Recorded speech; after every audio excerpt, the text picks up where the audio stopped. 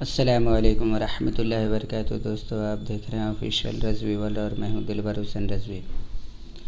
رسول اللہ صلی اللہ علیہ وسلم نے بذات خود صحابہ کرام کو وسیلہ تلاش کرنے کی تعلیم دی۔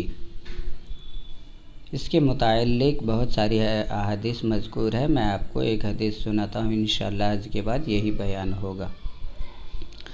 عن اسیر ابن جابر رضی اللہ تعالی عنہ ان اہل الکوفة وافدوا الى عمر رضی اللہ تعالی عنہ فیہم رجل ممن كان يسخر بأویس فقال عمر رضی اللہ تعالی عنہ هل ها هنا رجل من القرنيين فجاء ذلك الرجل فقال عمر ان رسول الله صلى الله عليه وسلم قد قال ان رجلا يأتيكم من اليمن يقال له اویس لا يدعو باليمن غير أم له قد كان له بياس فدعا الله فذهب الله عنه إلا معز الدينار والدرهم فمن لقيه منكم فليستغفر لكم رواه ابو نعیم۔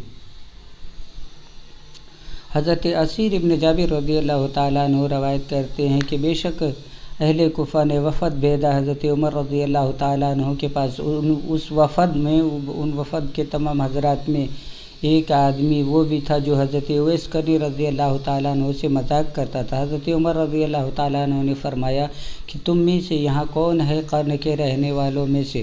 تو وہ شخص آیا جو حضرت اویس قرنی رضی اللہ تعالیٰ عنہ سے مذاق کیا کرتا تھا۔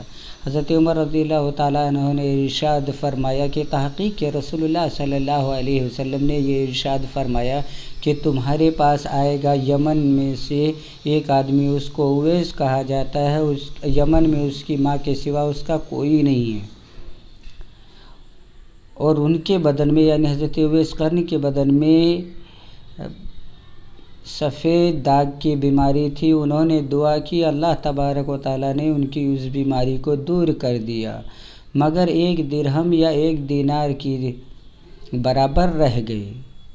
تو تم میں سے جو ان سے ملے تو چاہیے کہ وہ اپنے لیے دعائے مغفرت کرائے۔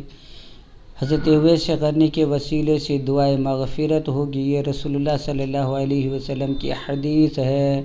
اس کو ابو نعیم نے روایت کیا۔ مسلم شریف کتاب الصحابہ باب من فضائل اویس القرنی، حدیث نمبر 2542، طبقات الکبریٰ جلد 6 صفحہ نمبر 162۔ امام ذہبی میزان الاعتدال جلد اول صفحہ 447 میں اس حدیث کو روایت کرتے ہیں، اور حدیث کے تمام اسانید صحیح ہیں۔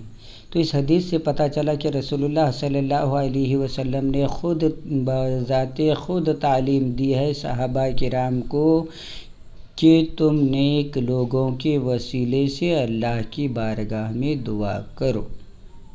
لہذا جو وسیلہ کو شرک یا بدعت کہتا ہے وہ اپنا ٹھکانہ جہنم بناتا ہے۔